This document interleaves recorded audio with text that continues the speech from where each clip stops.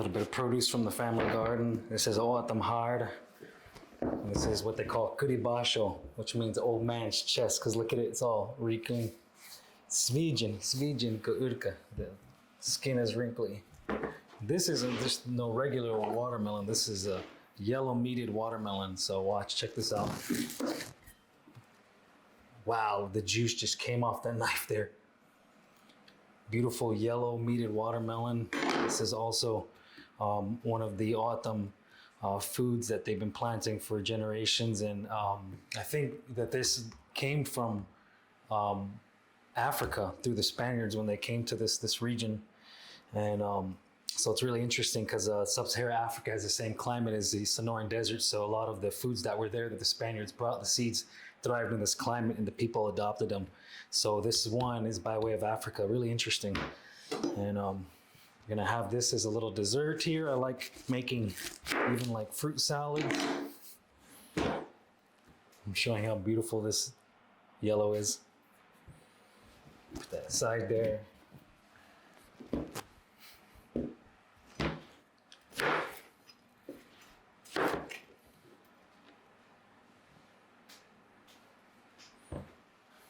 Yeah.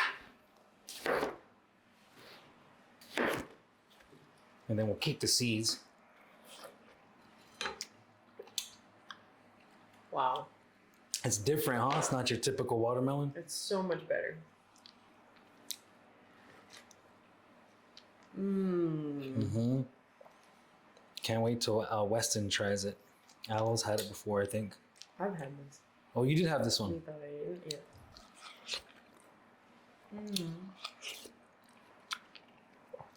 Wow. Kind of similar, but it's just super juicy from that river water. It's really different. Really? I do. I think it's really different because I'm not even like a fan of regular watermelon that much. Right. This, I could eat this all day. It's real juicy, and I guess it has to do with that river water. That's what Amson says. I just think it has like a more complex flavor. Is this my Yeah. plate? Yes. Thank you. Mm-hmm. All right, so I'm just gonna use the glucose meter because I don't, like I said, I'm not wearing a CGM. I wanna see where I'm at right now, just to show ahead of time. Whoa, I'm at 114, probably from that watermelon we just snacked on. So we're having just some javelina chorizo from one of my hunts, and then some otamhun, which is the corn from Ramona Farms, an indigenous food producer down the Heel River. And then we just have some eggs, store-bought eggs, and then we also have for our dessert this watermelon, which we already sampled. This watermelon, this yellow meated melon from the family's field here. We have that as our dessert. And yeah, but you know, we always talk about with connection to food, we talk about hunt or fish, forage, and growing food, and then also, you know, navigating the grocery store. And within navigating the grocery store, I would say that also includes like being inclusive of indigenous food producers whenever possible, right? Mm-hmm. So I think this meal kind of covers a lot of that, except for the forage part. We didn't have anything in here foraged in this meal, but I don't know, I think it's a good example of you know, we try to pull from all these different modalities of food gathering, right? Mm-hmm.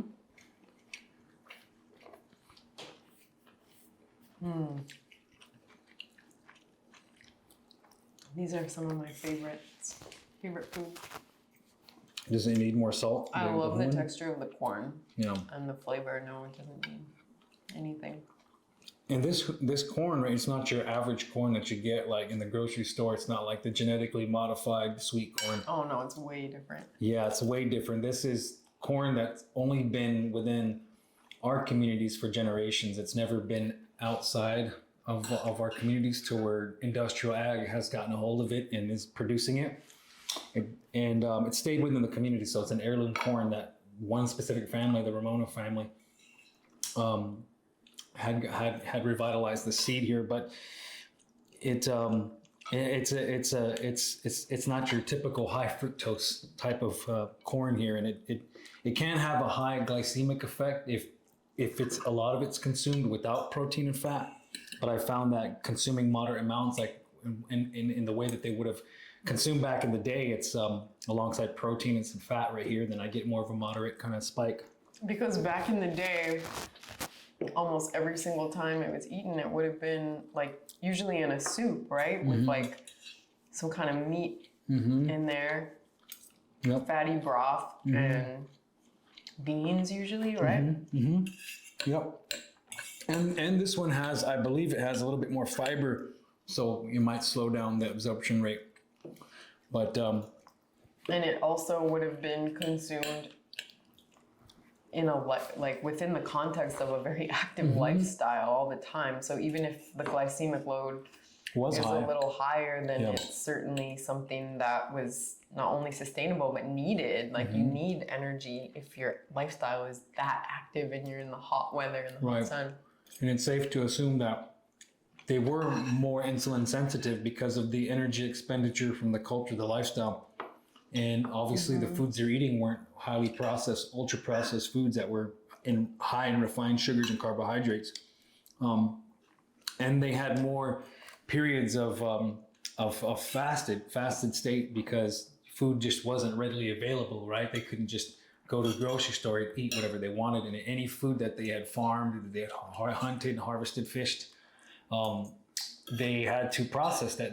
They had to really ration that. So they really, it was really important that they were just impeccable with their rationing. So that way they didn't suffer in that famine period, right? So I'm eating my fats and my proteins first, then I'm going to consume the carb.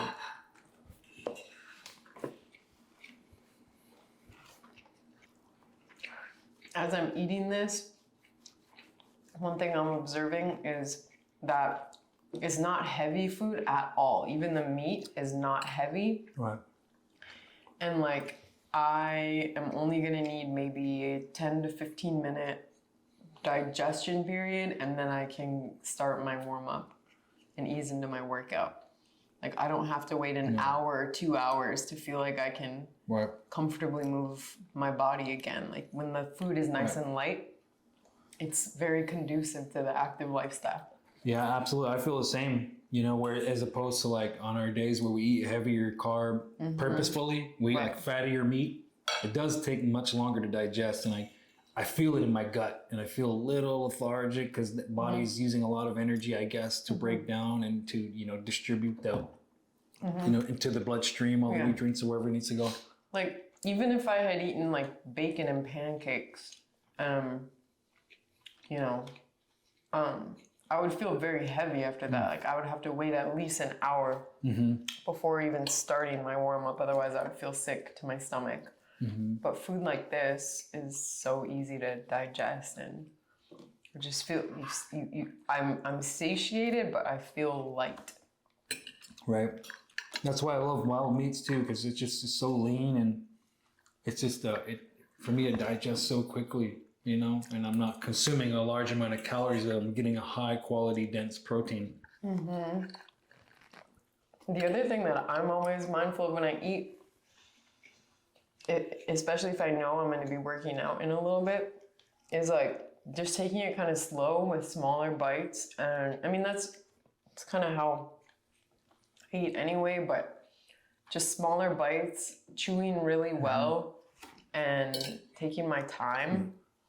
And then you don't feel this like heaviness after you eat. It's like... Absolutely. It's always quiet in here when we eat, when the kids are at school, because we usually don't eat breakfast till later in the morning, after we've worked out or done things, and then we'll sit down and have a breakfast, and we're always, we're not on our phones, right? We never use a laptop. There's no TV in the house, and we just like this peacefulness, this quietness. We like the natural light. And we always talk about things like this. This is just, a very typical conversation that we have here at home, huh? Talking about our work, as well throughout the day, what needs to happen. But we always refrain from gossip, right? We're not talking about things we don't like, or, what I heard, or did you see what happened on social media? Like, sometimes I can get in the habit of doing that, but I stop myself right away because I know doing it over food, it's not a good time to do that. And food is such a sacred thing, right? We're eating, we're consuming, we're giving, we're nourishing ourselves.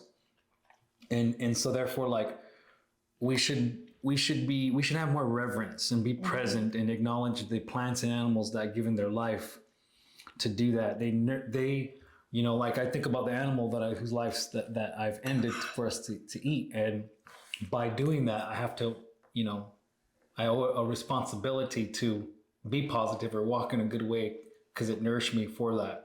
And that's what I can do in return, right? Is I'm consuming it. Yeah.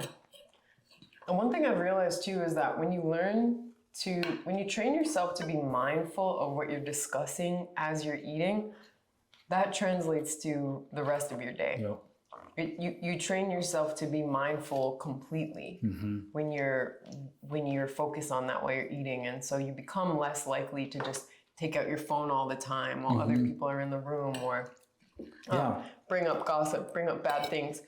You start to think a lot about, is it worth it? Is it worth my time, your time?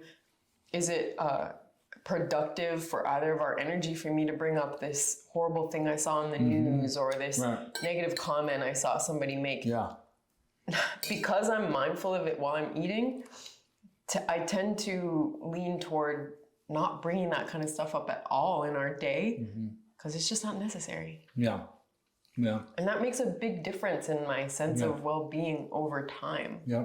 And it makes a big difference in our relationship because it dictates a lot of the types of conversations we have, I think. Yeah, absolutely. There's a lot of, like, bad news I hear about all the time, like, just, you know, from my family about what's happening in the community, what's happening on the res. You know, I'll see it on social media, or I read news and I just hear about just horrific things happening in the current heightened social political climate. But I refrain from bringing that up because I know you don't want to hear that, and you may have read it and seen it yourself, and you have things that you may have heard that you're processing. There's no need for me to put that on anyone else and spread this negative energy that is created by gossip, by violent news, by negative news. I think that the negativity within that sort of information, it's dark energy. It's dark energy. It's what some people might say bad medicine, and we have to stop it by knowing when to, you know, emotionally sever the connection from that and avoid spreading that by telling others. Because that's also too what I heard a lot, you know, growing up in the community. They said that people just didn't go around and talk about their traumatic events. They talked about that with the makai, the medicine person, because that person was capable of discarding that information. So they didn't manifest it into, like, you know, anxiety or anger and things like that. So, but you're absolutely right. Like, when we are talking about this type of thing, you know, we're talking about positivity and amongst food here.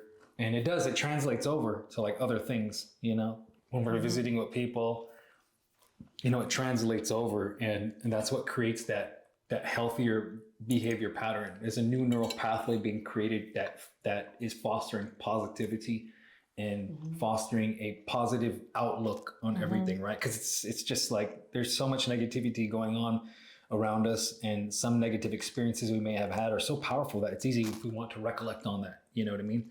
But that's really a big part of our healing journey, is not doing that and changing that neural pathway to focus on the beauty, right? Focus on the texture, give thanks for that. You know, that translates to other areas in our life. All right, so that meal, I started out at 114 milligrams per deciliter. And at this point, when I checked it, I had already had a couple of slices of that delicious watermelon. So my 2-hour post-prandial reading was 98 milligrams per deciliter. And I'm very happy with that number. And I'm sure it continued to decline as the day went on into my fasting period. And again, usually I use the continuous glucose monitor because I like to see the peak. I want to see where it peaks at. I want to see how many milligrams did it deviate from my baseline. So that's why I love to use a CGM, but I didn't have one on earlier. And so the purpose of these experiments is always to show the positive glycemic effect that indigenous foods and whole foods have on us. And that's why we always monitor. We want to see how is our life ways of food ways and movement and sleep and our modalities of stress reduction and fostering peace, how are those life ways affecting our overall metabolic health, and how is it affecting our body's ability to clear the glucose from the bloodstream and put it into the organs and the muscles? So that's why we always like to do these experiments.